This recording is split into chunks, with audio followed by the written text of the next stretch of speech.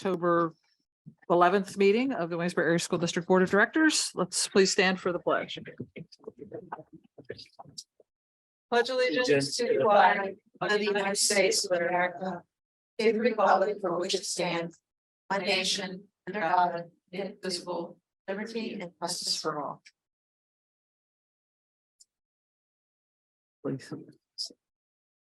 Yeah, let's do a roll call since we have a missing person today. Ms. Kuzer? Dr. Royer, Here. Mrs. Miles, Here. Mrs. Strite, Here. Mr. Marvin, Here. Mrs. Zimmerman, Here. Mrs. Sullivan, Here. Mr. Smith, Here. and Mrs. Courtney is absent. Mrs. Harrell. Here. Okay. Okay, so we're looking at approval of the agenda. Dr. Klein, no changes, correct? No. Okay, do we have a motion to approve? Move to. Second. Okay, Ms. Zimmerman, second by Mr. Marvin. All those in favor, please say aye. Aye. Opposed, on to the minutes, same thing. Do we have a motion for the minutes? Move to approve the minutes. Second. Questions on anything in the minutes? All those in favor, please say aye. Aye. Any opposed? Superintendent report, Dr. Klein. All right, I just wanted to share, Erica Nemzik, who's worked for us for what, 15 years? Was the guest presenter at Rotary today. I was not there, but I did see their video and all that of her presentation. It was a great job. She works for First Start Partnerships now in a community outreach type of program. And she's taken what she's done here in Waynesboro for early childhood and is kind of expected to expand that. And I think she'll do a lot of great things. And I always tell her, you know, don't forget Waynesboro when you go to that, because I said that's, you know, why I'm on every board in the county is because I wanted that influence to help Waynesboro. And she said, no, as long as I've been here, I'll always be defending Waynesboro. So, but she's done a lot, and I know she was pushing the kindergarten entry inventory, which is it's a cumbersome assessment for our kindergarten teachers of our kids, but it will help us grow and improve our daycares and early childhood providers in the community. So kudos to her, but I wanted to share that she's still doing her good work in early childhood. Okay, thank you. Okay, Ms. Kuzer, no public comment today. Okay, thank you. All right, we have a presentation about our Inspire program. Would be doing that. All of you. Oh, boy.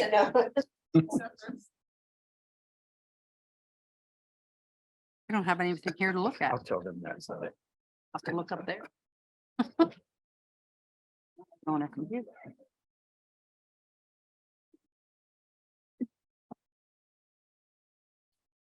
Said that one's closed. I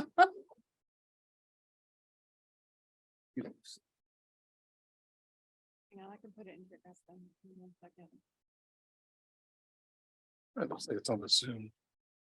Oh. 1 second. Thank you. Okay. Oh, she's also handing out a paper copy.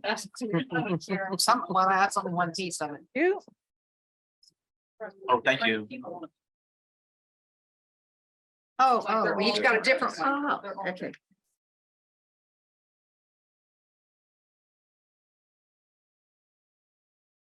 I'm gonna rip off this. Great. I found. So when I took a look at the vision statement for Waynesboro and the vision statement for Oleum or Laurel Life, they're kind of both very similar, and really the focus is empowering students and helping them to grow. And if you could, okay. So when we take a look at the students that are in the Inspire program, those students come to us and they are experiencing some form of trauma. And so what we do in the Inspire program is to really take a look at the whole child. And you know, really, before we can teach them any of the academics, we need to look at, you know, what is the behavior that's taking place, what is happening in their home life, And if we can get those things kind of worked out, then hopefully we can, get the behaviors and all the home things going, under control. We can focus then on the academics. So the goal of the Inspire program is to really focus on the whole child. Go to the next one. Do that by personalizing their programming. And when we take a look at the four, Inspire has like 4 goals that they really look at. So the 4 goals are to stop the inappropriate behavior, to teach coping strategies and new behaviors, to overcome the trauma, and then return the learners back to their regular classroom. So what they do is they combine the academics along with child-centered therapy, and then they pull in the family to get the families involved in the intervention, and then providing that support so that empowers the learner then so that they can learn what they need to learn and then return to the regular classroom.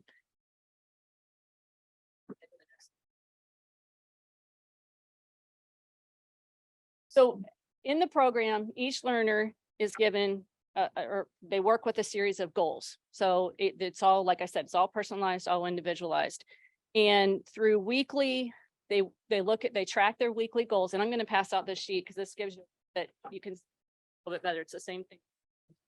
If they refresh their screens, they'll be able to see the presentation. He put it on our Chromebooks. We have have it. it. Okay, cool. So if you take a look, you can see the goal sheet. This is just a sample of what we get whenever we have our monthly meetings. And it really focuses on, you can see the top, on you something see else and then go back. the weekly points average. Then you see year to date, the average percentage of points time that they're in the class period. The average points per day, their overall points, their year to date points. So it's really gives us some really good information, and we get this. Again, this is done on a weekly basis, but we meet as a team with the our administrative team, depending on the level. So the building principal, myself, and then the Inspire staff. We meet just to kind of like track where these kids are, what progress are they making towards their goals. This just gives you a breakdown. This was just a sample of one that we had. And again, that takes place weekly tracking of the progress towards their goals, but we have monthly meetings. And all of that is done, essentially it's based upon the student's individual needs. I'm going to turn it over now to Mrs. McGuire, and she's going to touch base on the elementary. Christian, if you want to go ahead and advance. So first thing I have here is just kind of a timeline of Inspire at elementary. So in 1920, the classroom started just for third, fourth, and fifth graders. We were able to house 12 kids in the program at that point, and the middle school 6 to 8 classroom started at the same time. So in that year, out of the 12 kiddos that were in that classroom in year 1, 11 of them were Fairview students, and 1 of them was from a different building. As we continued through, we got into year number 2 for 2021, and you can see up there that the balance shifted pretty significantly, and all 4 buildings were quickly represented in terms of who was in that 3 to 5 classroom, and 2 of our kiddos were transitioning out of the classroom on a regular basis. Once we got to 21-22, 3 to 5 continued, and we opened the year with a 3 to 5 room, again with 11 total kids in there representing all of the buildings. And by the end of the year, 2 kids had fully transitioned. Several of them moved up to Williams, and 2 of them moved out of the district. So we kind of had some movement that had happened in there. But we were really excited that we had 2 kids who fully transitioned that year. And just to kind of put it in perspective, remember we were dealing with the COVID swing in all of that. So it was a pretty big deal that we had kiddos that were being successful at that point. The K-2 room started in January last year. So we had 7 kids when we opened the room across 3 of the different buildings. So 4 Fairview, 2 Maury, and 1 Hooverville student throughout the course of last year in that primary classroom. This year, it looks very much the same, opening up the building, looking at the 2 classrooms. We are still representing 3 of the 4 buildings in each of the 2 classrooms. We are really excited because our first K-2 kiddo is transitioning out already. So that's really exciting. And we have 2 kids that are transitioning in the 3 to 5 room as well. So we've got kids in all kind of phases of that. Christian, if you want to go ahead.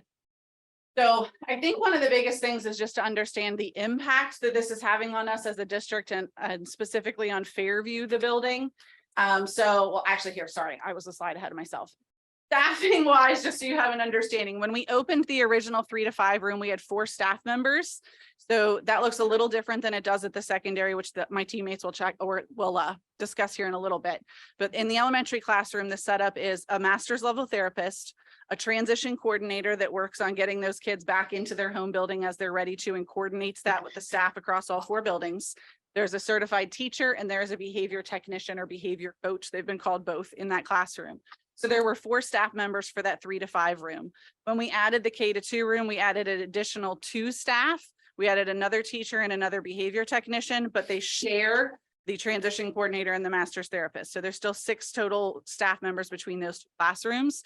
And 2 of them, like I said, go very purposefully between them. But honestly, if you're over there on any given day, they all 6 flex the kids back and forth because we do have those 2 classrooms right next to each other in one pod in the building. So they operate out of 2 classrooms and they have a 3rd classroom that is the therapy room.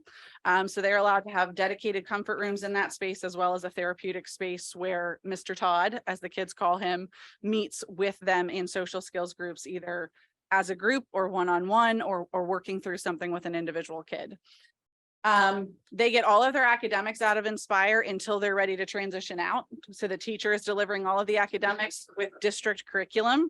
So she is in contact with the district teachers. We gave her a point person in each grade level at Fairview just because she's housed at Fairview, that she kind of coordinates back and forth, but she's using all of the district curriculum with the goal to make sure that they're ready to jump right back into the grade level curriculum when they transition out. They get daily social skills and weekly one-on-one counseling. They get more counseling than that one-on-one as they need it, because obviously these kiddos are coming from some pretty significant backgrounds and sometimes they just need more. So we're able to give them that on a day-to-day basis. Like Mrs. State said, we can really personalize what they need, not only overall, but day-to-day and in the moment. So that's been very beneficial. They do go out for related arts, and they are kind of combined with another class sometimes, and sometimes their class goes as its own group. So for example, art is really beneficial for them to do as just their class and get more individualized attention from the art teacher. But if you want to see something miserable, go watch a gym class with 7 kids across 3 grade levels. It's not a good time. They really can't play a game. And so it's nice for them, they can join another class. And so they are also getting that interpersonal relationship as well and kind of reintegrating into the class. But the Inspire staff goes with them. The goals, like Mrs. State said, really to build those coping skills and really at elementary self-regulation, helping them to become aware of when they're about to have an incident or about to blow up or about to get out of control. Because we can't necessarily stop that, just like we can't always stop it as adults, but we're trying to help them become more self-aware and self-regulated. Then we want them to transition. They start with a very heavy therapeutic focus when they go into their program. And then before they come out, they start really shifting that dynamic back so that it's more of an academic focus so that we make sure we're not setting them up for failure when they rejoin a classroom. And when they're ready to transition, the transition coordinator works with the other buildings in terms of figuring out the best schedule for the kids. We like to at elementary, it's a little different than secondary because they do go to all 4 buildings. So if they were a Hooverville student, when they came into Inspire, they transitioned back to Hooverville. If they were a Maori student, they transitioned back to Maori. So their transition coordinator drives them on a van over there, brings them back. And we've found that a better model that to really get these kids some success is to either do the first thing in their day. So they start their day at that home school and then come back over to us, or start with the last thing in their day. So they go over there and then go home like they normally would have from their home building. And then we just kind of build towards the middle. So it's not always purely an academic thing that doesn't always fit perfectly into the schedule, but we try to start with what's their preferred academic. One kiddo right now is transitioning into related arts first just because it fit better with the schedule, but he's doing really well and we're adding academics next week. So that we can go ahead and go to the next slide there.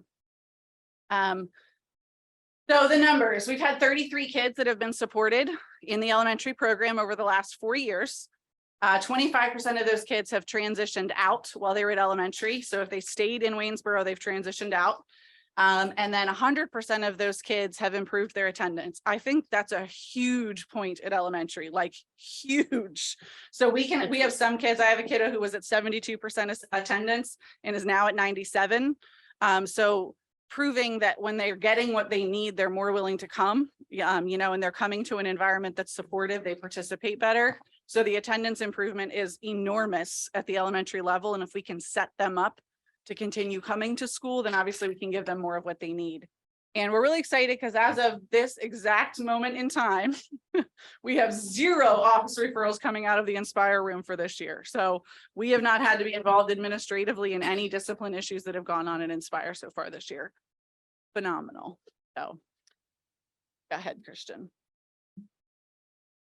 This is a quote from a teacher. Hopefully you guys can read it better on your screen. This is really just kind of a testament to the power of what we're seeing in the classroom. So you guys have some quotes on papers in front.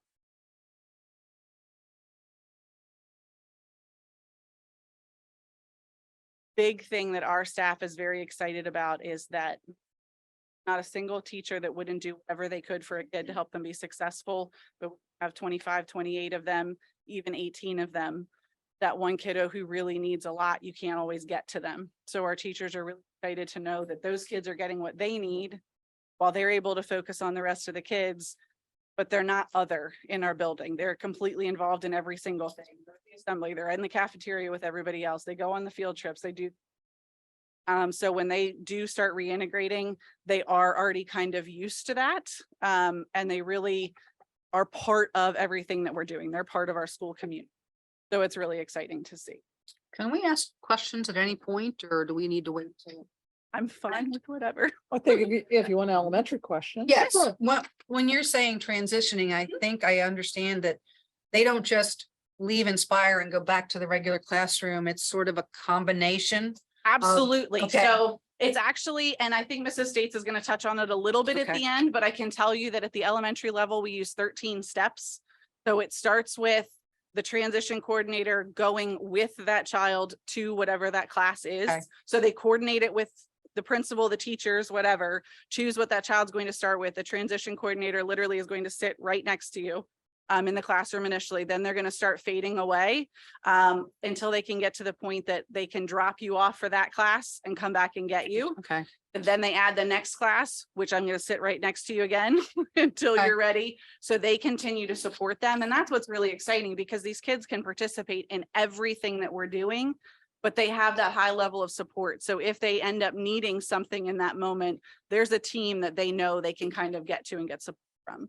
So Wonderful. it's incredibly beneficial for the child and for the teachers. You know, the teachers are like, bring them on in, because we know it's not just going to be like, I don't know what to do because I don't have a relationship with this child. Right. The transition coordinator does and works to build that relationship with the classroom teacher so that they can fade themselves out of the mix. But it's 13 steps with data the whole way. Go ahead, Wendy. So originally, when we looked at the program, they talked about the kids would transition back to their home school. Is that still happening? Yes. Yep. At elementary, they go back to their home building. So if they're a Fairview student, they're transitioning into a Fairview class. If they're a Summitview student, they're transitioning into a Summitview class. But they still go with field trips and specials with Fairview, all that's. So for the most part, they do, at least while they are in the Inspire classroom, the Inspire team does their own field trips. Okay. And they do them very purposefully to try to build very specific social skills and put them in very specific situations. So they do their own field trips.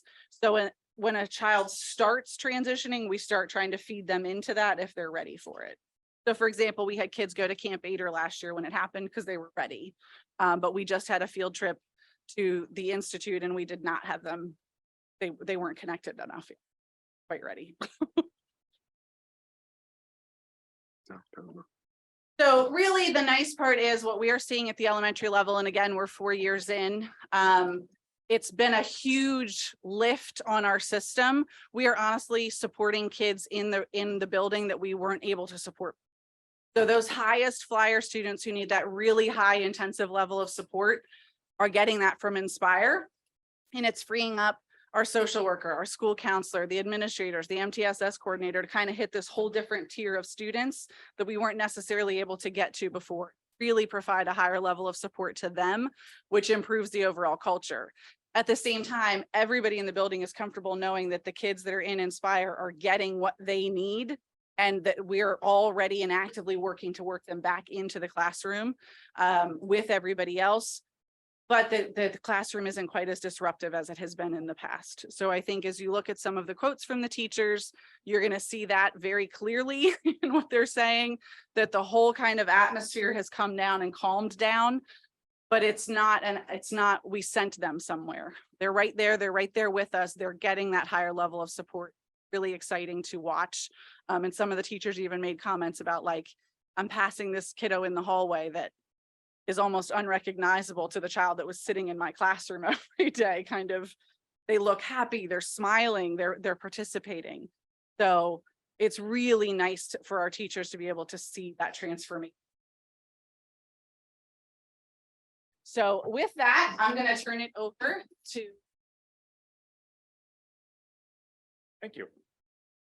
So first, I just want to thank the board for allowing us the time here to present on this program. It's been tremendously beneficial in what I've seen for both the district and the building culture. So like Mrs. McGuire had indicated, whenever this program was implemented, I was in a very unique scenario because when it was implemented, I had time to see the building before it was implemented. And then when it was implemented as an assistant principal at the time, I got to watch the change, both culturally, the climate, the teachers, the students.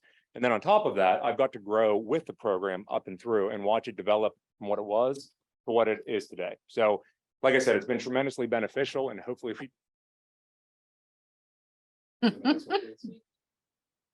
All right, so there's some quotes here that you guys can read. I'm not going to read them to the board. What I would note is, you know, I know a lot of these students personally, and I've seen their struggles that they go through in the past. It's some of it's pretty heartbreaking. This program really has provided specific supports that regardless of how hard I tried, either as a principal or assistant principal, in collaboration with all the resources we have, we sometimes came up short giving them. So, you know, in these quotes reflected, it's tremendous to watch these students grow, come into their own, and start to see success. For many of these students, once they're in the program, it's the first like good, positive experience they've had at school with something. And you get to watch that foster and grow, which I think explains some of the we're able to see. So it's been great to watch them grow with. All right, so I'm going to try not to read this to everyone, but it really is important to give everyone a good idea of what the program looks like at the middle school. So staffing, like in elementary, we have 3 staff that are in the room. We have our master level therapist, behavior, and the classroom teacher. You know, we hold monthly meetings. I'm in constant communication almost daily with Inspire, not because they're calling me, but just because I like to keep a beat on what's happening in the other. And then we do have our monthly meetings where we do analyze data and metrics and performance ratings for all the students. And this is our 4th year running for. So the space, they have a very large space, which is good and bad depending on the circumstance. I know multiple of the board members have actually been in the building and we've had to walk through. But for those of you that have not seen it, it old STEM area or the old, I guess, shop from many years ago. So it's a giant big area. They have it divided into 2 sections at this point, the classroom, and then behind that, there's a large, I guess, section for activities and where they run group. And then attached to that is a specific therapist office. And then it's also located near the sensory room they can utilize. Our RA classes, which is often like elementary, some of the first academic classes they get out to, is right there as well. So it keeps transitions short and concise. And then with the schedules, all core subjects are taught in the Inspire room. Okay, so they can get everything they need academically directly in an Inspire. Okay, now one of the big goals, and I'm jumping ahead here, is transitioning out, and I'll get into that in a second. But it is important that we're able to service every need, and that is special ed included as well. Okay, so we collaborate in the building, and that's one of the biggest wins for what I've seen at the middle school is we do not have a transition coordinator, but we don't need one. Everything is in the building. We have full autonomy to build the schedule and service each student at an individual level to make them successful and give them the supports. So the goals, and this is perhaps, I'm skipping ahead. So, and really what this, and again, in the unique perspective that I'm looking at it through, it really gives a true student-centered trauma-informed setting with a therapeutic kind of backbone to it. And that is something that without an Inspire that's in the, or without a program like Inspire that's in the building, it's incredibly difficult, if not impossible, to replicate with fidelity. Okay, so that's part of what makes the program so successful, I believe.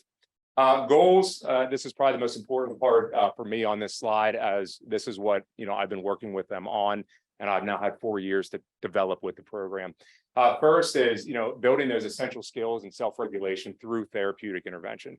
That master level therapist that is with them every day and able to work them through in live time, different problems, conflicts, emotions, strategies, tools, resources, and help the students foster all of that. And then the ultimate goal is to utilize it, I'll say in real life, but in actual settings where it's not as controlled. And that leads itself to the transition that Mrs. McGuire was alluding to. So hope you jumped ahead on me. So working alongside, again, coordination is huge in the building. I think that's one of our biggest strengths at the middle school is everything is at the middle school. So we coordinate and communicate the utmost degree to try to get every, again, service that we can. It's designed to be highly individualized, personalized, and meet the students where they need to be. And again, transition back to the mainstream classrooms. From the inception of the program, it was meant to be meant to build the skills, give them success, build confidence, maybe foster some love for school again, want them to come back, and then start to reintegrate them into the mainstream classrooms and let them utilize the tools and the strategies that hopefully they've been taught, and support them so that they are successful throughout. And then more of a building and Inspire goal is just maintaining those meaningful relationships with families, guardians, stakeholders. All right, so I just wanted to highlight this data here real quick. Again, transition data is part of like the cornerstone of the program and getting these students out successfully. So, historically, we've had between 10 and 17 students, averaging about 14. If you come into the middle school on any given day, you can expect to see between 10, 14-ish students transitioning in and out of the program at any given time. So the first year of the program, we had, if you look at the far right column, we had a 50%, so about half the students had transitioned out. The next year, that slightly climbed to like your low 60s, climbed again last year to almost touching 70. And then this year, whenever we change marking period in about 2 weeks, we're going to be at a 90% transition rate, which I'm very excited about, because that means that we are fundamentally giving the tools for these students to go out into the mainstream classes and start to utilize.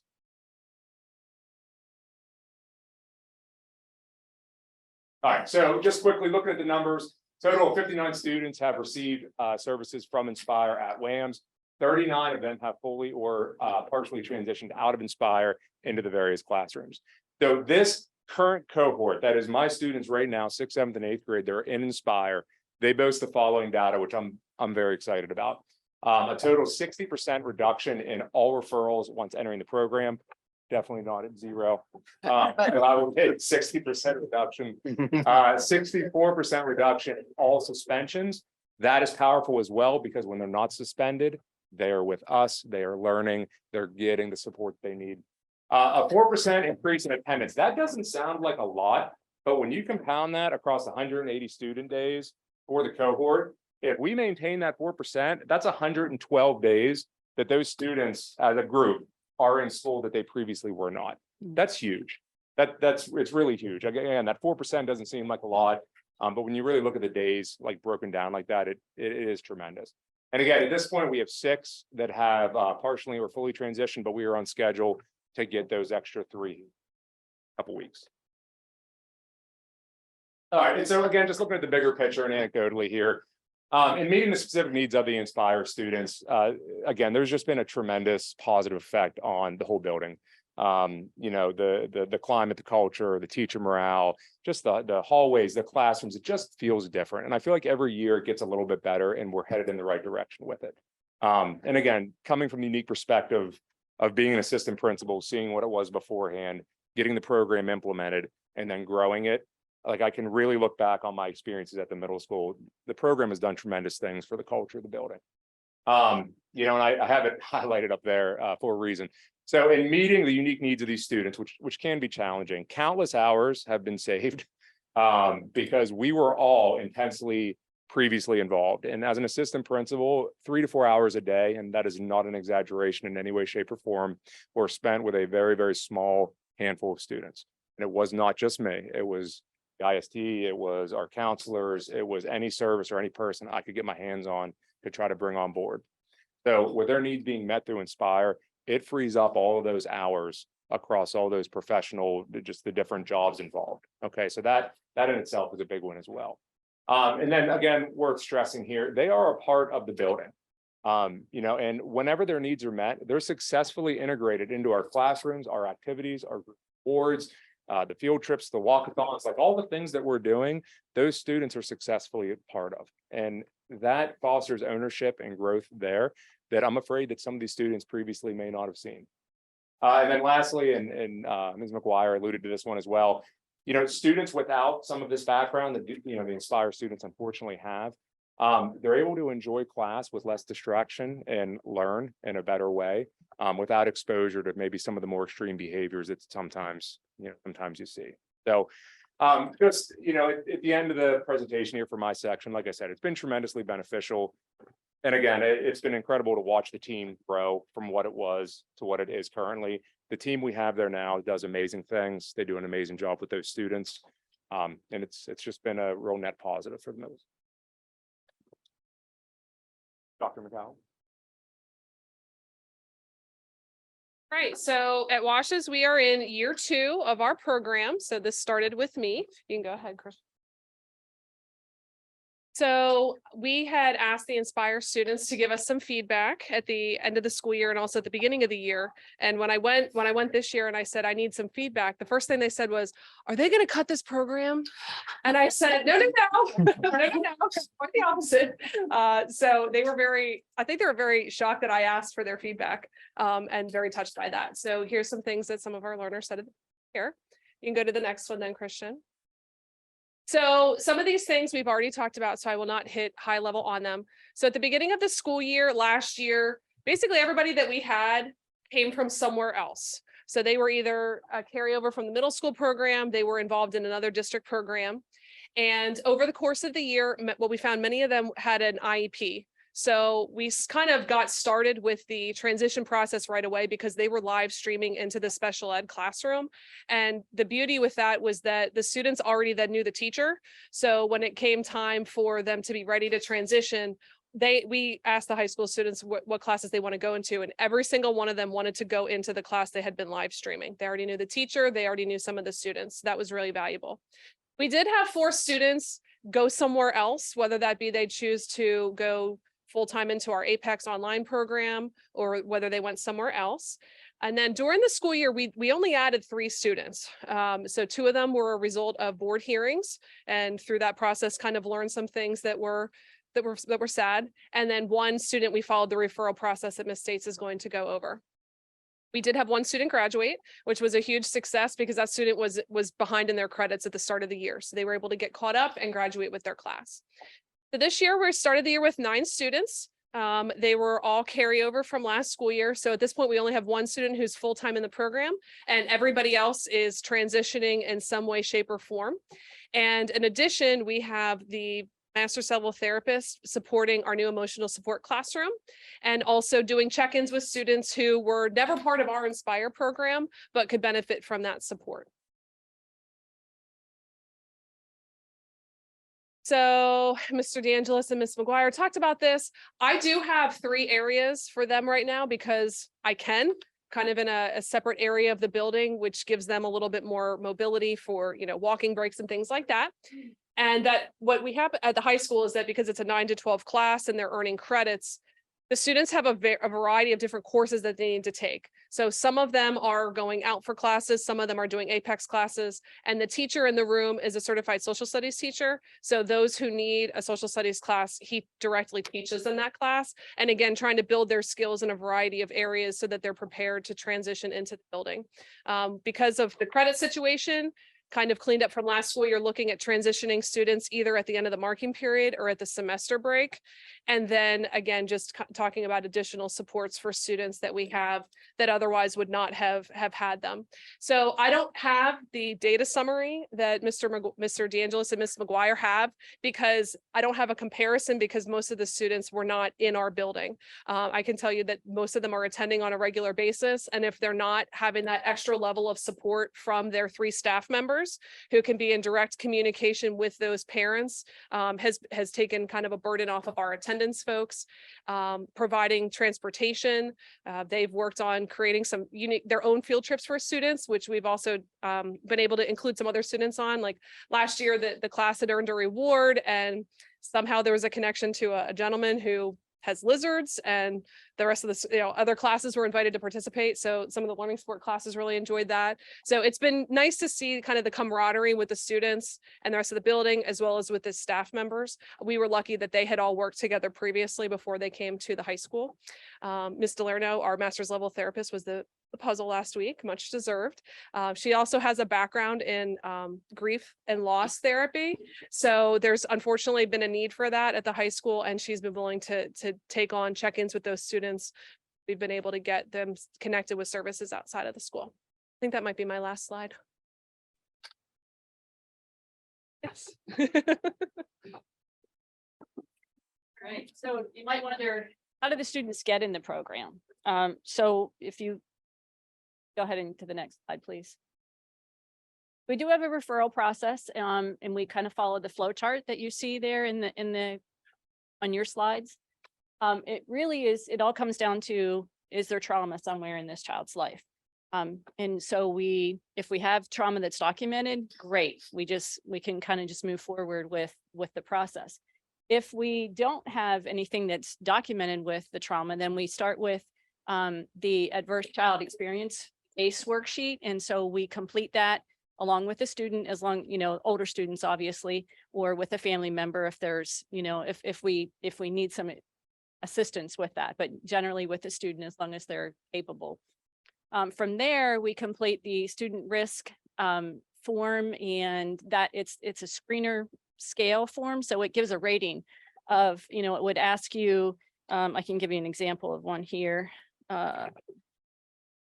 It asks, like, does this student lie, cheat, or sneak, that they have behavior problems? And so there's a whole list of behaviors. And then what you do is what the person's filling this out, then they rate it 0 through 3, and then they get a score at the end of it. So that kind of helps us to determine whether or not, if there's some issues there. And then finally, the last thing that we look at is the entrance criteria, and every member of the team. So who's a part of the team that decides who the student going into the Inspire program is the building administrator, the MTSS coordinator, the behavior technician, the other guidance counselor, anybody else that would be part of the school team can provide input, the classroom teacher to make a referral. Also, we've had referrals come from family members as well.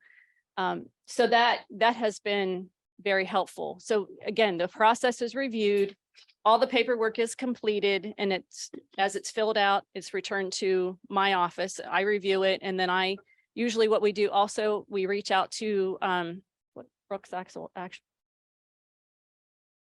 Yeah, Brooke Martin, her title. Transition.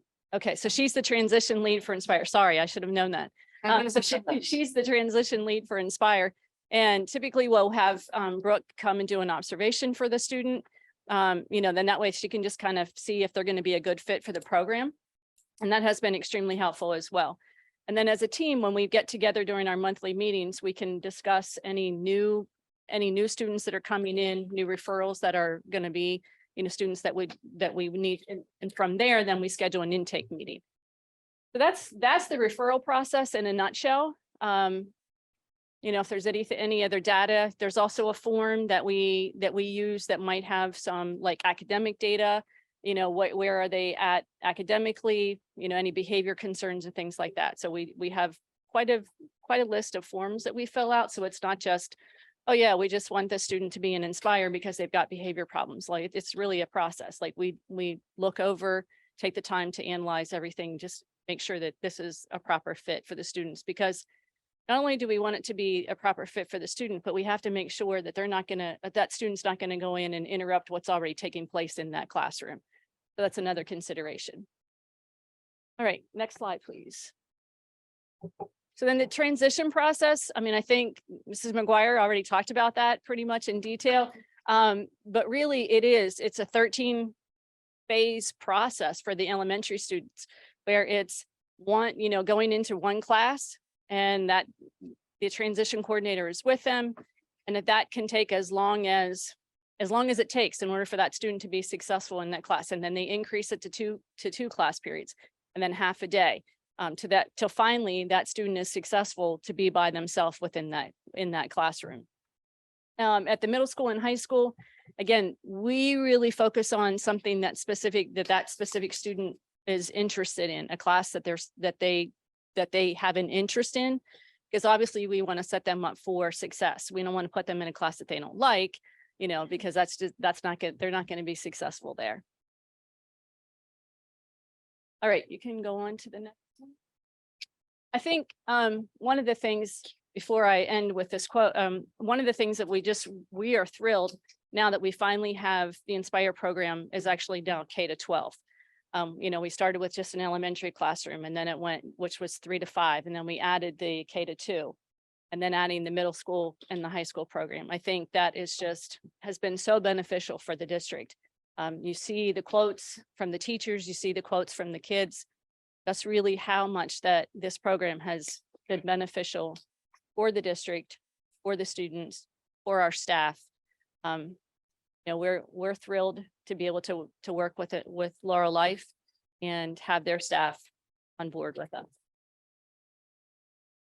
Any questions? A few. Yeah, I kind of do. Oh, go ahead. Go ahead, go ahead. I'll go first then. You're such a good friend. So now that we have ES back in all the schools, how does that work with Inspire? Because I can see that there's some back and forth with some kids. I thought Erica wanted to jump in, so it'll only be Mrs. Schaefer that doesn't get to talk. I think the biggest thing is that it's a trauma program, so of how to see what student goes where is by looking at, are they going to be able to gain the skills they need in the Inspire classroom and then go back into regular ed with eventually no supports?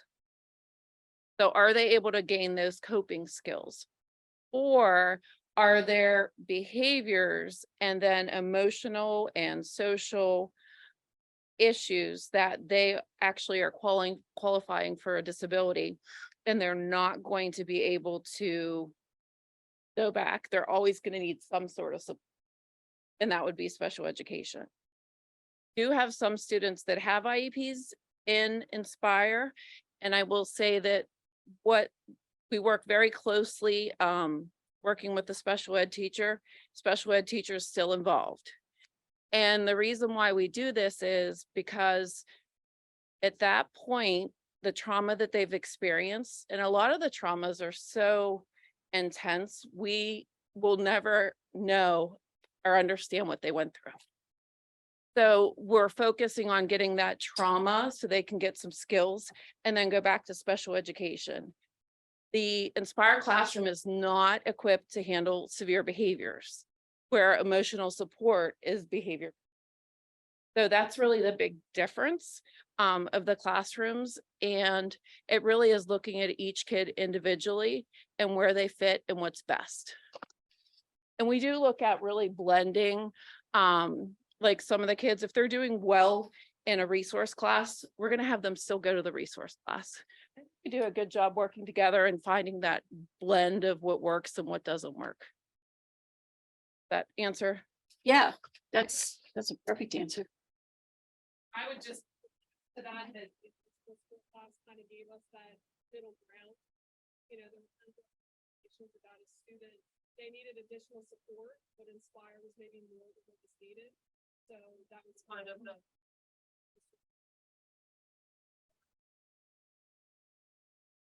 very good therapeutic.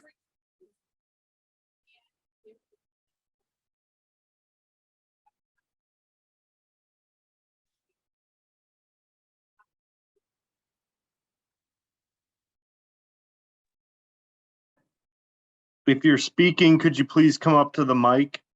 Adding the K-2 classroom has actually highlighted that even more, because we're really able to see the known trauma in the moment, watch that child be able to process with an adult so quickly, and they're so resilient.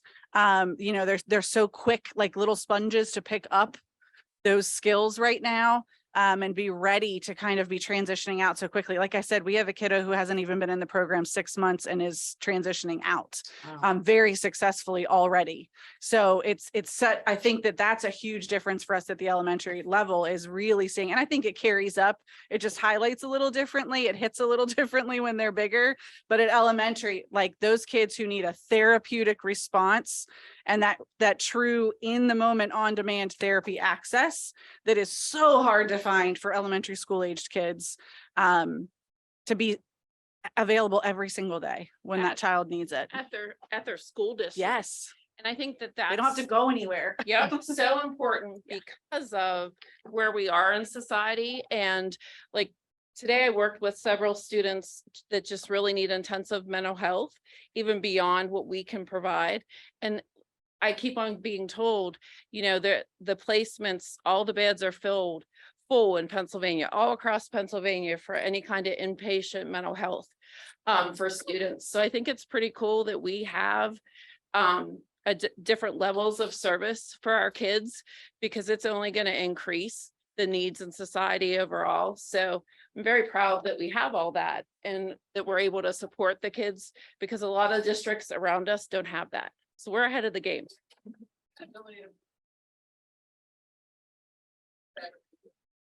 Yeah, well, comment on a question. Comment is that, you know, it's really a great thing because when you think about these kids, are maybe some of them are used to being suspended, right? Excluded. So I like the fact that you all are keeping them involved in school activities. So I don't like that exclusion piece there, the least restrictive environment piece. So I think that's great. The question, one question I have, can parents decline having their kids be a part of the program?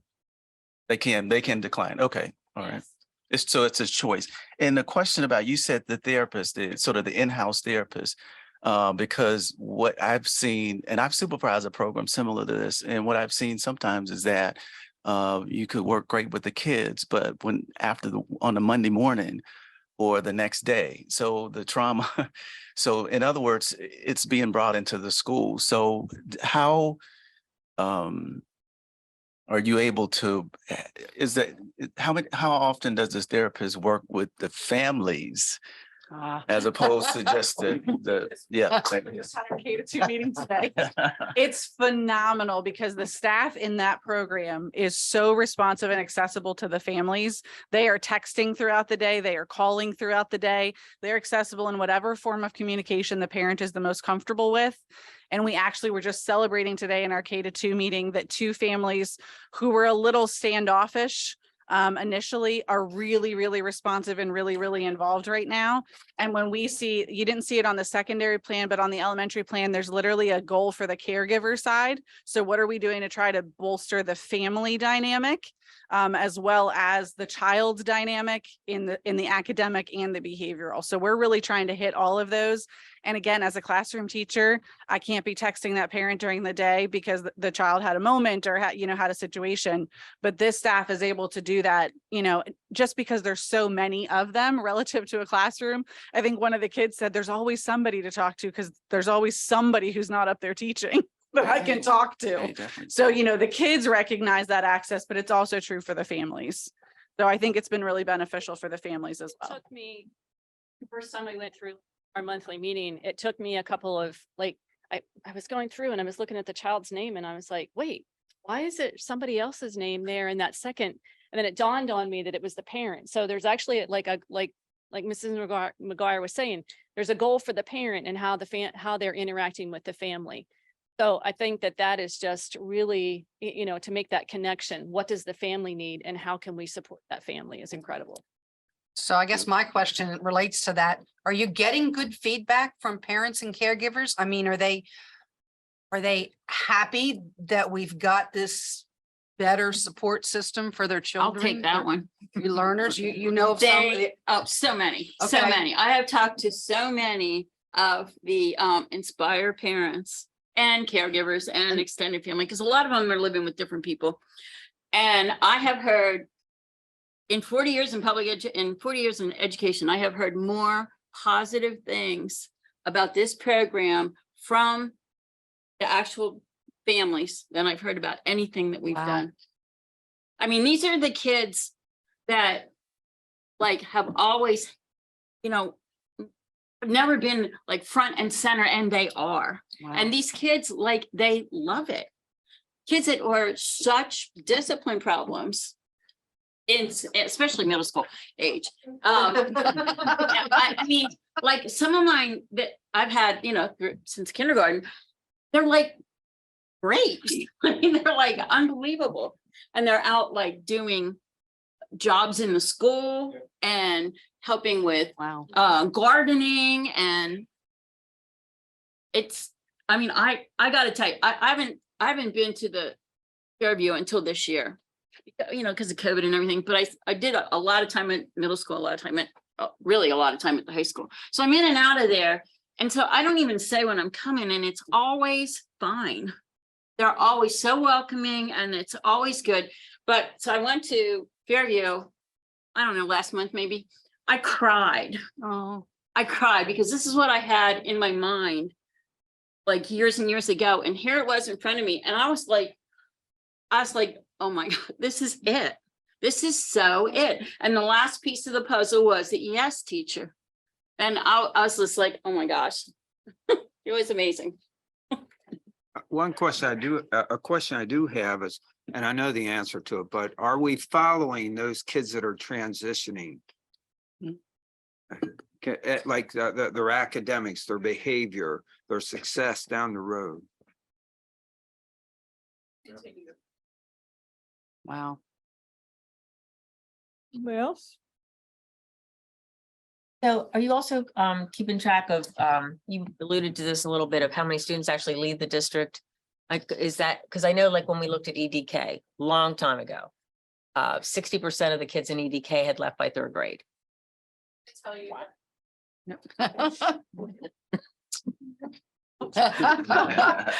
Of the 33 kids that have been in the elementary classroom, 6 have left the district or gone to a different placement. Okay. So. I mean, it just comes with it. It just comes with it. Well, It's and not- there's- unfortunately, I mean, the transients can kind of go hand in hand. Right, that's what I'm saying. I would But so I expect don't that. feel like 6 is an ungodly number for the number I of think that's kids. really low. Yeah. Yeah. Yeah. I think at the high school level, a more interesting data point is the students that we add tend to have not been with us. So it's many students that have been in a variety of different school districts, variety of different living situations. So for some of them, this is kind of the first time that they feel settled. And I think to Cindy's point, sometimes students who have certain things going on at school can hold it together, do a degree, and then when they get home, that's where the family would tend to see some of the issues. So what I also hear from some families is kind of a piece, that they've gone to school, they've done what they needed to do, and they come home and now they're able to have their time with their family and do whatever they want to do and not be regulating those behaviors at home as well. And something else too, these kids don't feel judged. Right. I'm thinking of the one that, we ended up with him 2 years ago as a policy violator. And when we saw him this year, I think Wendy said, that's not the same kid. Remember Wendy? Mhm. I'm like, yeah, it really is. And she's like, I mean, it just couldn't be, because he was so angry and aggressive. And he was like smiling and he was happy and he was going off to his class and I'm like, hey, boy. And he's like, hey, and it was amazing. It was just a really amazing change. And what he tells me is that he's accepted, doesn't have to worry about people making fun of him because he's homeless or because he doesn't have the right shoes. He's just accepted for who he is. And that's huge. That is just huge.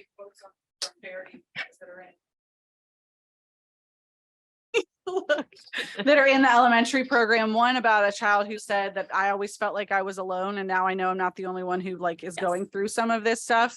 In my regular class, I felt like I was the only one. And another student who is currently transitioning who said, I said, what's the best thing about Inspire? That's all I said. And he said, I finally feel like I know what to do when I get upset. And he's like, they told me before, but when I was in the regular classroom, I couldn't practice it. It was embarrassing. Like now we actually practice it and get to work through it. So I finally feel like I know what to do and I can feel it coming. That was the other thing that I thought was really cool. Like out of the mouth of a 10-year-old, I can finally feel it coming. To be able to self-identify is huge. Are there any kids that are on a waiting list or you don't have space for? Okay, that's good to know. Well, thank you very much. Very thorough. I'll just conclude by saying I was talking to a teacher over the weekend who I don't even know why came up, and she was thanking me and the board for instituting this program a couple years ago. I do think, as we did at the time, that it would be worthwhile. It's not cheap, but I think it's very necessary. And as far as talking about the entire environment of the school, as well as certainly the individual kids, Mrs. Sullivan has pushed through this for 7 years. And it is nice to see that you know it's worked out. So. I didn't think we'd get there, Todd, but I feel like this is the best presentation we've ever had. Yep. I think Folium should hire him to present at other schools. I'd say, yeah. Well, I think some other districts ought to listen, as you're saying, Mrs. McDonald, that they don't have this, but I don't think they understand the benefits that can come from it. So. And I will tell you, this program is at a lot of districts, but it's also the people that you have that are implementing it, that are making it work. And that's what I've learned from different school districts, that it does take the people internally to make it work. And these guys have done that. Okay, thank you.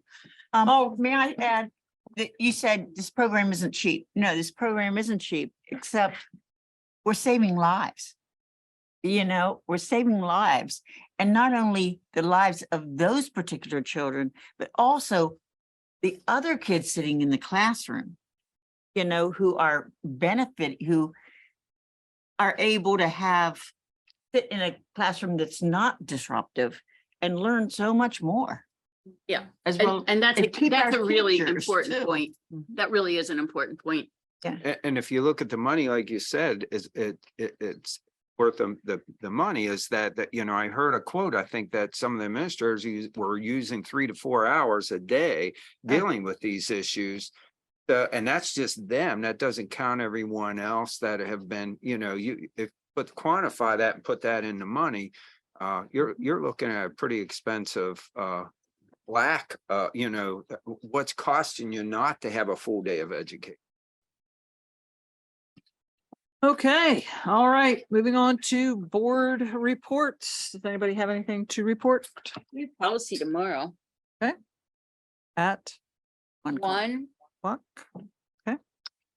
Budget met yesterday. We're still like super early in the budgeting process. So we saw a very preliminary budget.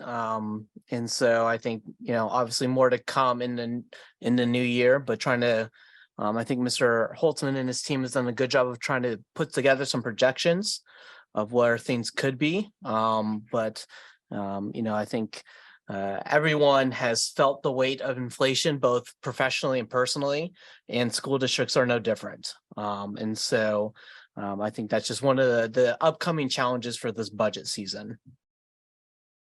Okay. Academic met, basically was a lengthy discussion on the high school and some of the areas that we'll be looking at for block scheduling that'll be reinitiated next year. When's the next academic meeting? It's the last Wednesday of the month. Okay. 10:30. Date is Oh, 30th, 30th, yeah. last one. Anything else? Okay, River, you're on.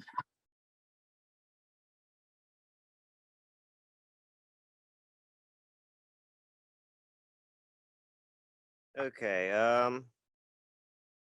so yesterday, we had Wash's cross country teams, ran the Frank Kaiser Invitational and in Boonesboro, and all the runners were able to run at the varsity level. They came in, well, yes, they came in third for the small school division. Bella Rufel claimed first place spot in the women's varsity. Kelly Bear in fifth place for women's varsity, and for the men's, we had Joey Jacobs in 11th and Noah Boxty in 12th. Most of the runners have qualified to be district runners, and other than that, the track meet was really successful.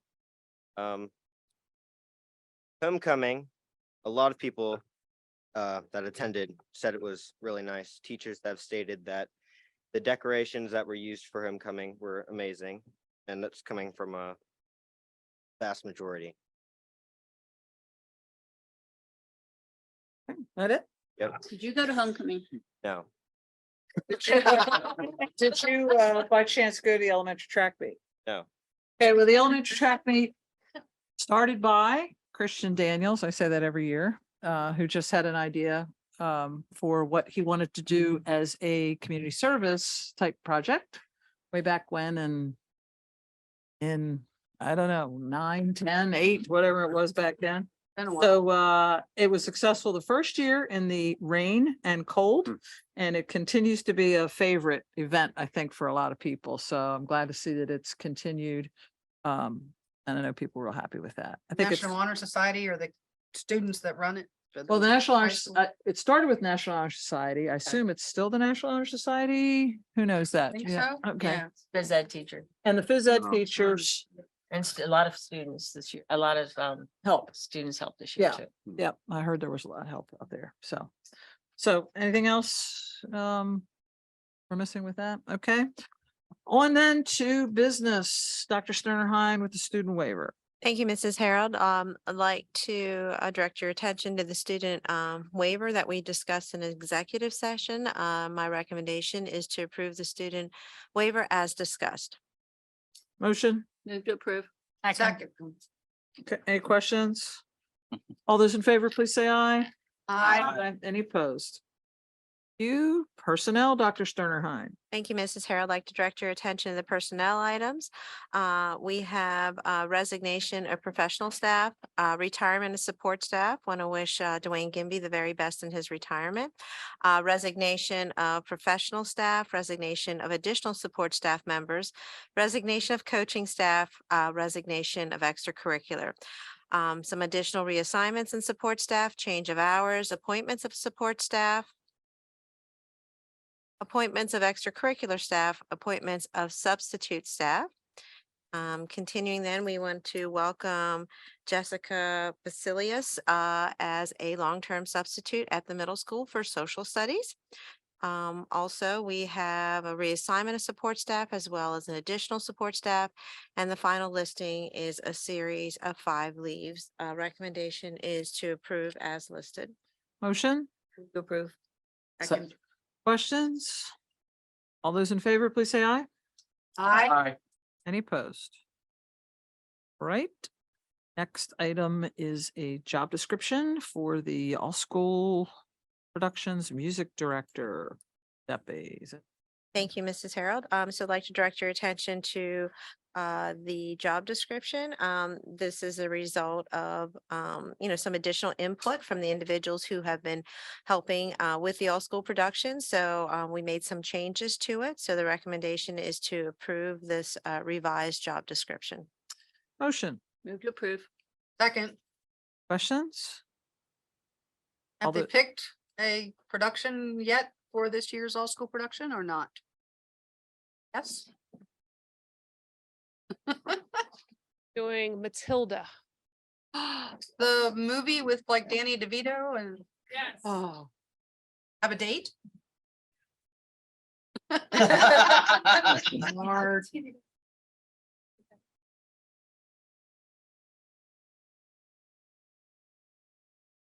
Oh, okay, okay. All right. March something, I'll bet you. 10, 11, 12. Okay.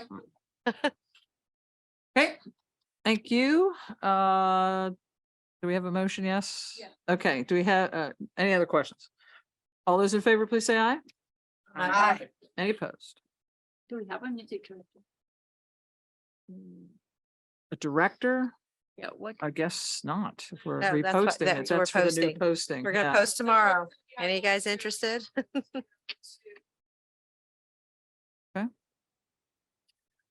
Better hurry up, huh? Yeah. Coming up. Oh, okay, bus and van drivers, Mr. Holtzman. Yes, ma'am. Thank you. We have 2 district drivers and we have 2 drivers for McLeese. They've passed all their requisite background information requirements and we're asking for approval.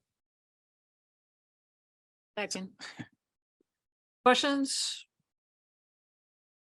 I know 2 of them for a change. Okay, all those in favor, please say aye. Aye. Any opposed? Thank you. You. Okay, next item, overnight trip. That you, Dr. Sternheim? Yes, Mrs. Harold. So the information is in board docs. It is for an FBLA trip. So there 2 advisors going and approximately 10 to 15 students. They have gone in the past. And again, this supports the FBLA program. So the recommendation is to approve as an overnight trip. Approve. Second. Thank you. Questions? All those in favor, please say aye. Aye. Any opposed? Thank you. Lincoln Health and Wellness Center. All right. This is basically a discussion item for this evening, and we'd like to bring it back to you maybe in a couple weeks to get your kind of blessing to move forward.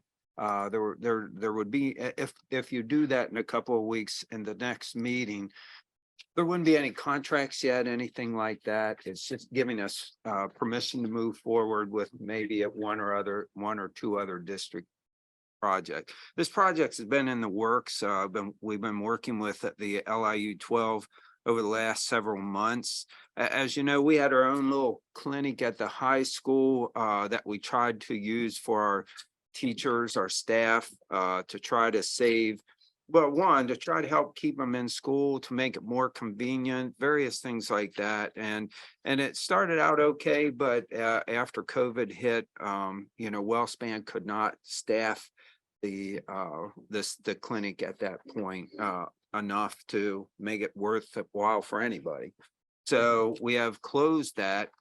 This is a little different in the fact that it would be a partnership of 3 districts plus the IU, so 4 different partners working towards a health center, a wellness center that would provide care, family care, as you would if you went to one of our providers in the area. This would actually, right now, the proposal is for it to be in Greencastle. I am aware that Tuscarora's board did give the go-ahead. I say last night, I believe it was. Yeah, last night for Tuscarora to continue to explore this.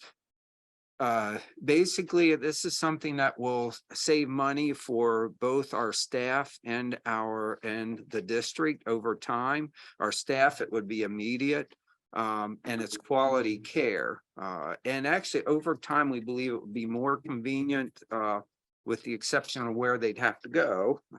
It would be more convenient to an extent as far as getting appointments.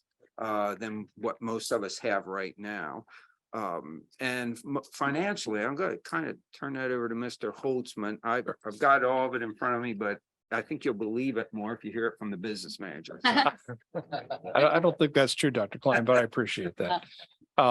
So effectively, the idea behind this is that you're essentially removing that middleman, the insurance company and the processing of claims and things of that nature. You're taking that out of the equation. And so you're truly hiring those service providers, talking about the LPN, the family nurse practitioners, and you're buying those pharmaceuticals and those labs at much cheaper prices. You're kind of using that and again, removing that middleman. So the idea is that you have to pay a fee per month per employee.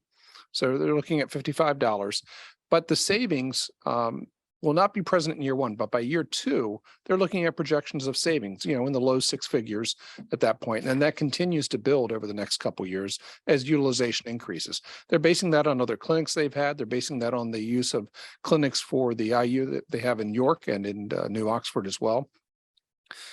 From a financial perspective, there's really not necessarily a downside to any of this, which is, kind of ironic that, we're able to kind of provide a service and help the employees a little bit more, but financially at the same time, it's not going to cost us any more money. In fact, we'll save some money and the employees will save money at the same time as well. But again, it's all going to be based on utilization. The more employees that use it, the greater the savings.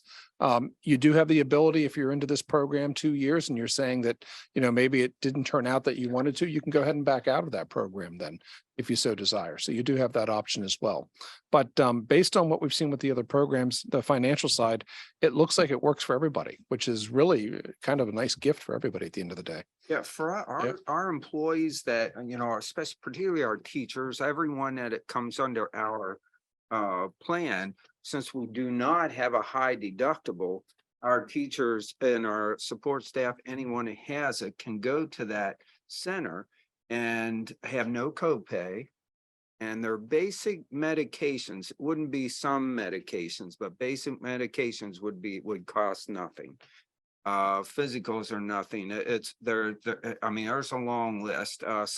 Most labs, not all labs, but I think Most labs are free as well for the employees as well. So it's a savings right there. And not just that, but on their premium, because over time, we believe that would lower our cost or at least keep it stabilized. So they would not see the increase or could see a decrease in their premium cost.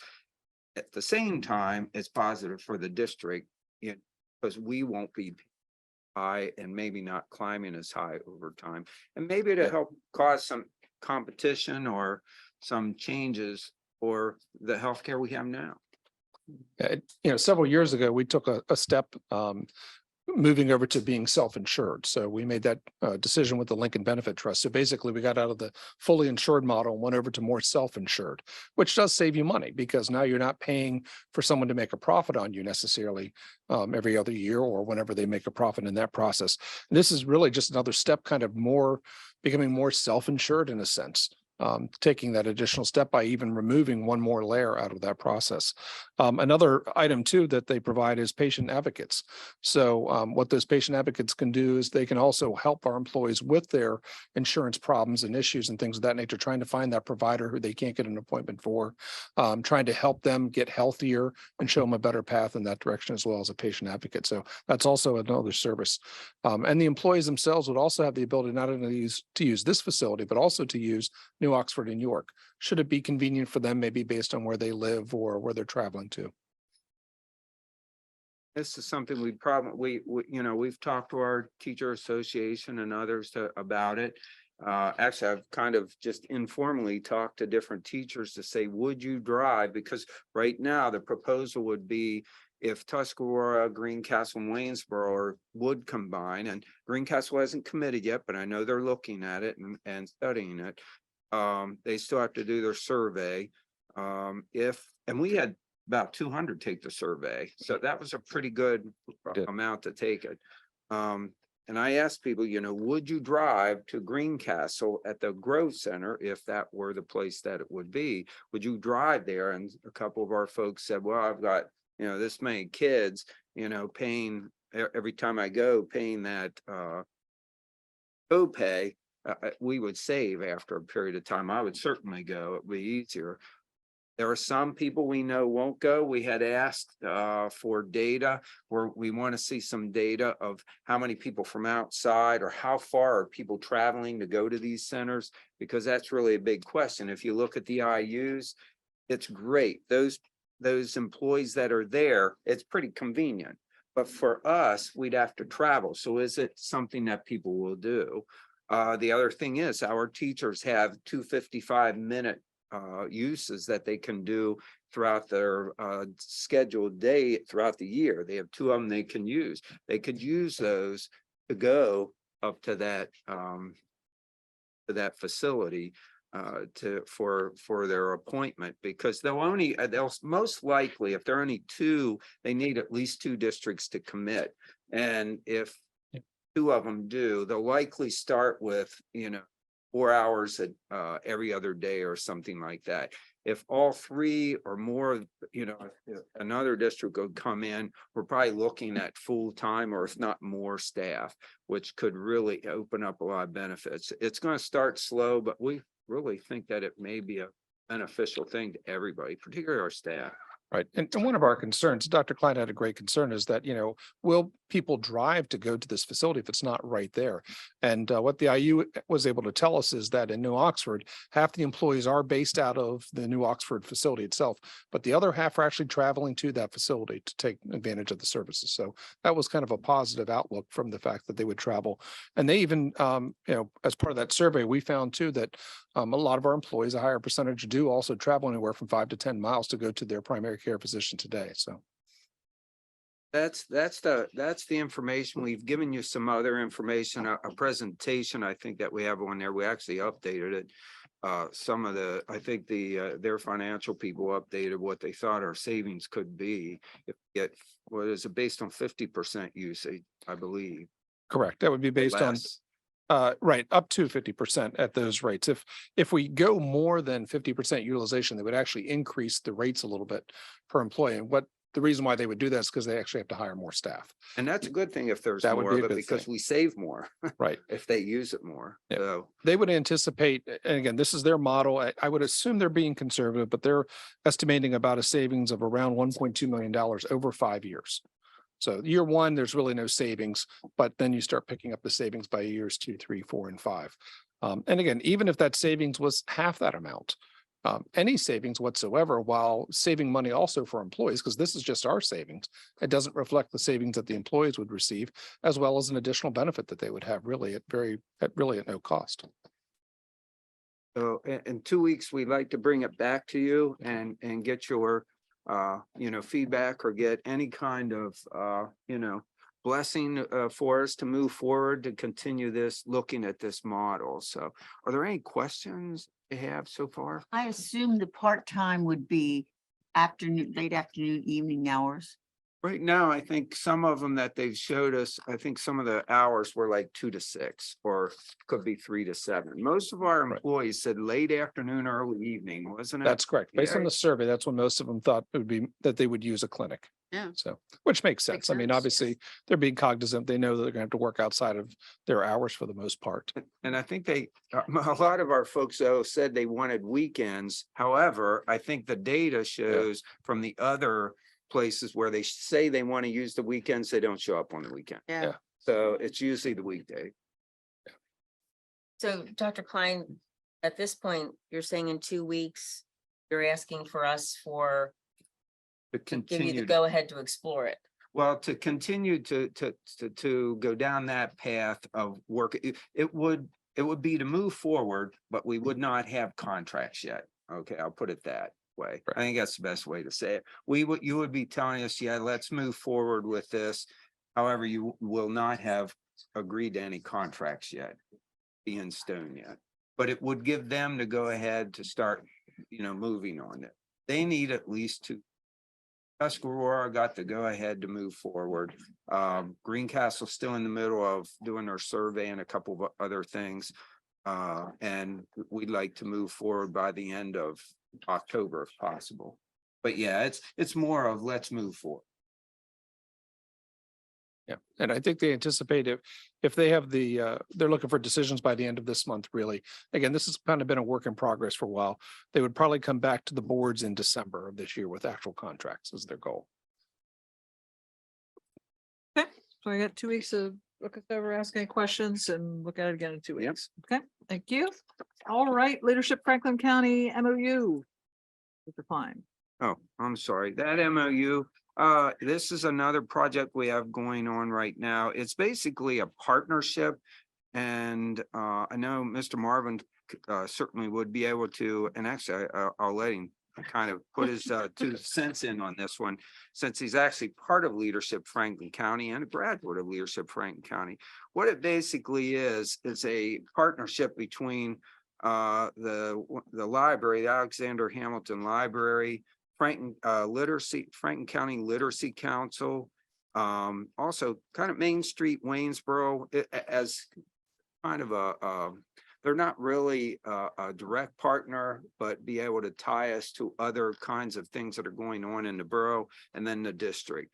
And what it is it's basically trying to create a mechanism of sorts that people can find opportunities to learn about things, whether it's cooking, whether it's whatever's offered in the, there's a lot of art classes that go on, excuse me, through some of the businesses downtown.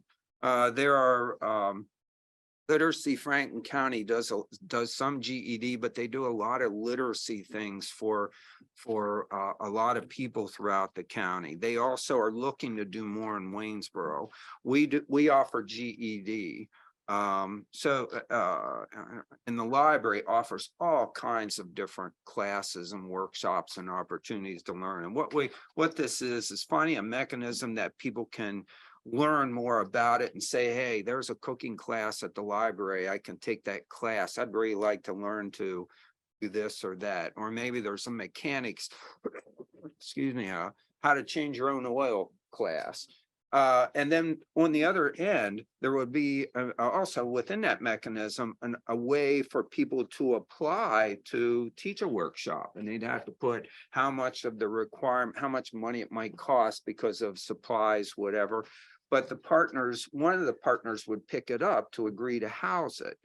And really what it is, it's a way to promote learning in the and to have a way to kind of unite those. And there are some websites like that I think even the library has that can be used. But what we're trying to do is figure out how can we do this, plus encourage people to offer, to make learning, just natural to our community and things that people want to do. So basically all it is an MOU for the Leadership Franklin County to work with us to help build that mechanism. And we're only one of that a best way to summarize it? That was great, Dr. Klein. I think my 2 cents is that Leadership Franklin County is very much a county effort. There's 24 people in this class, and this project team is 5. And so I think it's one of those things where it's really going to help Waynesboro, and it's going to help the district build connections within the community as well. And so I am one of the 2 mentors overseeing this particular project team. So Dr. Klein can't get rid of me just yet, but I think it's one of those also where as we kind of look to build up our community as well. This is a great partnership, not only for the district, but for other community partners, and building the profile of showing all the good that is happening in Waynesboro as well. And the other thing is that part of it, we have Dr. Sterneheim as the backup person, because in a few months, I'm not going to be here, but I'm going to continue to work with Leadership Franklin County on this project. However, it won't be my place to say, well, you can use this room at the high school or use this room at here or there. That's going to have to come through the district.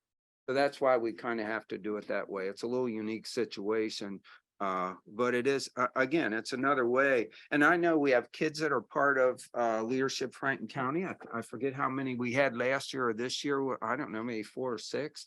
And maybe in the future, it's something that we could take some of our teachers or others to send 1 or 2 sometime to be part of it, because it's a great experience that you know, they could have. So again, it's very community oriented. And it's very pro learning.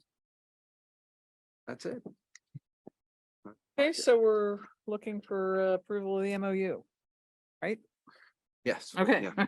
I'm sorry. Motion. That's okay. I thought you were like done there. Motion? Move to approve. Second. Anything else? Questions? All Just the- real quick, because I'm on the budget team, there's no cost for the district to do this. Okay. All those in favor, please say aye. Aye. Any opposed? Okay, another MOU, life counseling. Now, this one does have a cost. And this one is the life counseling is basically the Inspire classes. They've been in place. What we found out from Laurel Life is that both of us missed. Gotta have a better process for it, but we missed the. Oh, this isn't it. Yeah. This is the different one. This is a different It's one, the- Dr. the Klein. Inspire class. I'm sorry, I'm looking at the Yeah. Inspire ones. I'm gonna let you take the life one. Okay, thank you, Dr. Klein. Just want to clarify. So this is actually not going to cost the district anything at this point, only because the Wayback Foundation had a grant that they were able to secure through WellSpan in 2019 to secure a social worker who worked here in the district for 3 years. And the grant actually ended in June of 2022. But as a result of a proposal that I was able to put forward, they are willing to allow us to use the remaining balance, which is $14,443.26. What I'm asking the board for permission is to enter into this memorandum of understanding with Life Counseling with its Dr. Shea, with his connections with the district and ability to provide services to our learners that in some cases are really struggling and haven't been able to secure those services. There also needs to be a focus, and we talked about it, if there is a policy violator, that oftentimes we recommend the counseling for the student, but we also recognize the entire family could benefit. So in a way, it's a gift from Wayback and WellSpan that we're able to continue to utilize the funding. I do have to use it up by December of this year. So ultimately, we want to try to take advantage of as much of the counseling and get that set up as quickly as possible. So the recommendation is to approve this memorandum of understanding with the understanding that they will be utilizing the leftover money from Quest for Seal was the program that we actually had secured the funding for. Motion? Motion? Move to approve. Second. Questions? So the social worker, we don't have anymore. That is correct. Yeah, it was a 3-year grant. It would have, and but we're very fortunate that right now we do have the crisis. Well, no, we don't refer to him as a crisis. The mental health support counselor through Laurel Life, and then we also have another social worker employed through Laurel Life at Maori at this point. We also have 2 additional social workers that are funded through Title I funding as well. Else? All those in favor, please say aye. Aye. Any opposed? Dr. Shea, former board member. Right know that? Mm-mm. Okay, now it's Now Inspires. Yeah, Dr. and I Klein. read that contract and was okay with it.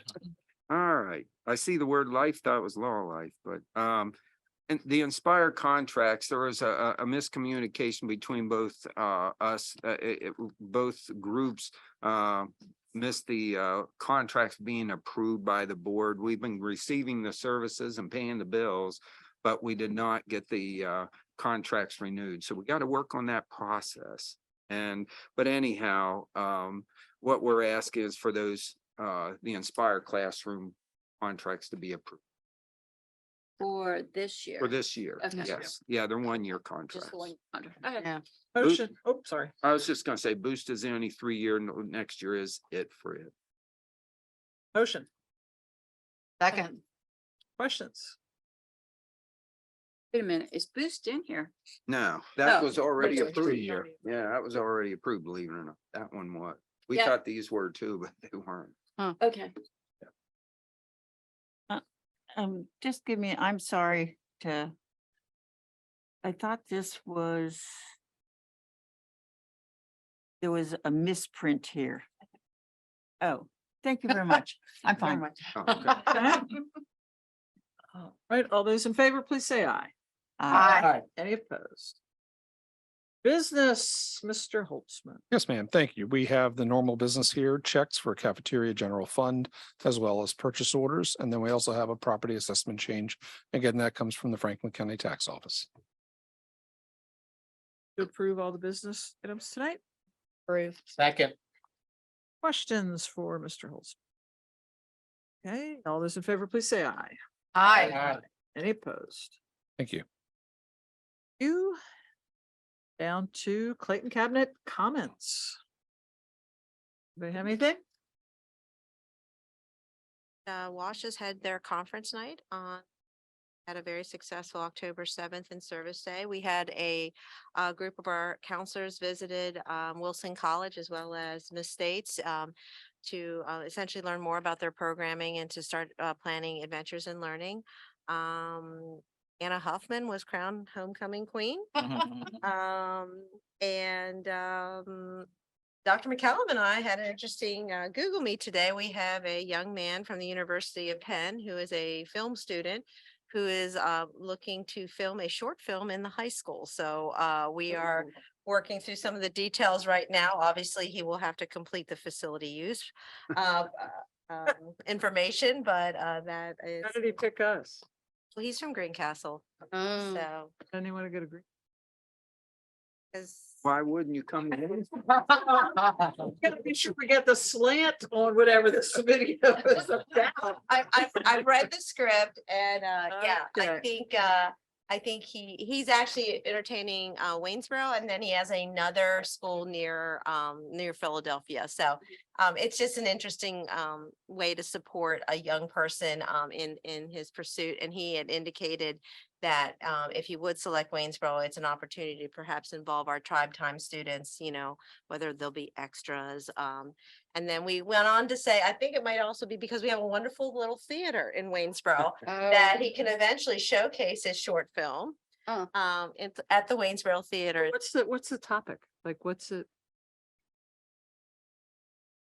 Yes. Is this Blair Witch There's- Project or it- something, you actually, know, slasher movie? No, it's not like that. It's sort of based on a story that was written by his sister. Short story that was featured in the Public Opinion in 2009. So Doesn't tell me any. What does that mean? Okay. He picked Waynesboro.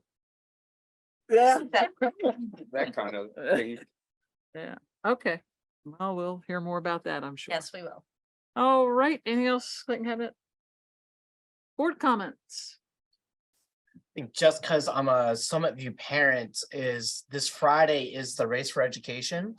I'm not sure if the other schools are doing it at that same time, but I know that it's a great fundraiser for both, you know, the district and the PTOs and things like that. So that is, my girls are looking forward to it. They have no idea what they're doing, but they're excited because it's a race and they get to participate with the whole school. So.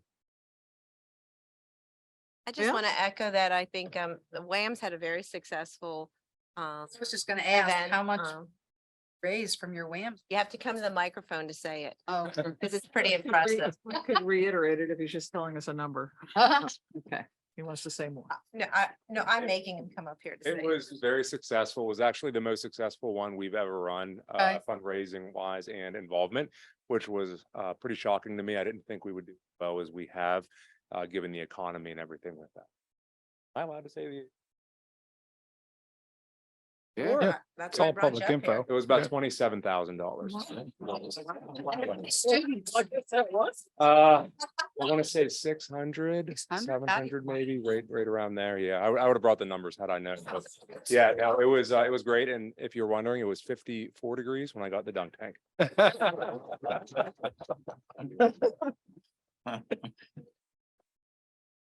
I don't blame you. Okay, anything else from the board? I'd just like to say again, you four did and fought, well, 5 of you, you did a wonderful presentation. I mean, I am just so excited about what you're doing with this Inspire program and I wish the whole district would know. I mean, I wish more of our parents, I wish people were tuning in tonight and could see that. I mean, will this presentation be available for people to see or is it, We can put it on the website. I mean, this is just, to me, it's exciting. Again upstairs, guys, and. Sure, you know, Yeah, it's a missed opportunity if someone has not had the opportunity. I am very, very impressed and you guys. Film students Yes. to come in and film them. There Yeah. Making a thrill. Introducing the Inspire. Okay, all right. Well, we will be adjourning. We are not going to executive session tonight. Yes, so we have a motion to adjourn. Move to adjourn. Second. All those in favor, please say aye. Aye. Okay, thanks, everybody. We'll be back in 2 weeks.